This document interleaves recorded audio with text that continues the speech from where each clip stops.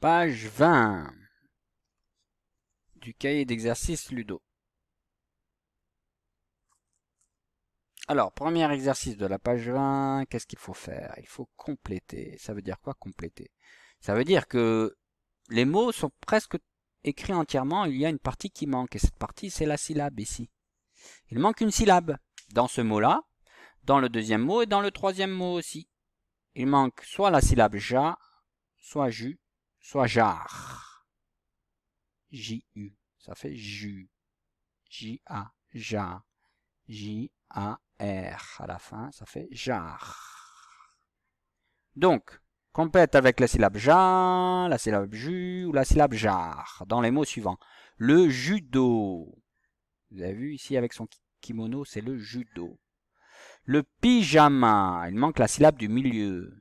Et un jardinier, il manque la première syllabe, comme dans judo, il manque la première syllabe.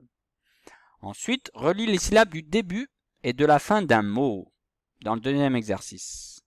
À vous de compléter, mais ça doit vouloir dire quelque chose. Si je prends le jo, par exemple, et que je relie la syllabe jo avec une des trois syllabes, il faut que le mot reconstitué avec les deux syllabes veut dire quelque chose. Si je prends juste la syllabe en face, là, jo et le, ça fait jol ou jol.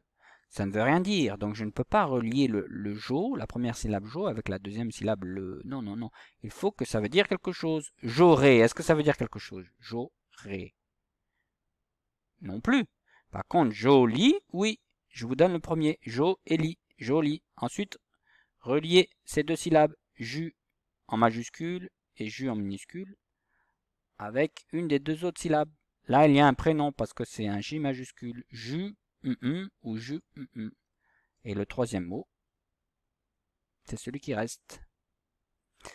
Voilà. Il faut donc relier les syllabes du début avec la syllabe de la fin, la deuxième syllabe et de la fin du mot, pour que ça veuille dire quelque chose, le mot. Ensuite, ici, dans l'exercice numéro 3, il faut relier chaque image à son mot. Mais attention, c'est presque pareil. Ça, c'est le judo, c'est facile. Mais ici, ces deux mots, ils sont presque identiques. Ça, le papa de l'oie, la volaille qui s'appelle l'oie, il s'appelle le jar. Et ça, le gros pot, comme ça, bien large, pour mettre des choses à l'intérieur, du liquide par exemple, ça s'appelle la jarre. Ça c'est la jarre et ça c'est le jar. C'est presque pareil. Mais pour être sûr de ne pas se tromper entre la jarre et le jar, à vous de relier, regardez bien la fin des mots. Comme ça peut vous aider. Donc relier l'image ici, une des trois images, le judo, la jarre ou le jar. Judo, jarre et jar, le jar, la jarre, le judo. Ici, en partant du point, jusqu'à la bonne écriture en script ici. Une des trois, pareil, une des trois, et une des trois écritures en script. Et quand vous avez bien relié à l'écriture en script, vous partez du point de l'écriture en script pour relier à l'écriture en attaché, c'est-à-dire en écriture cursive. Compris?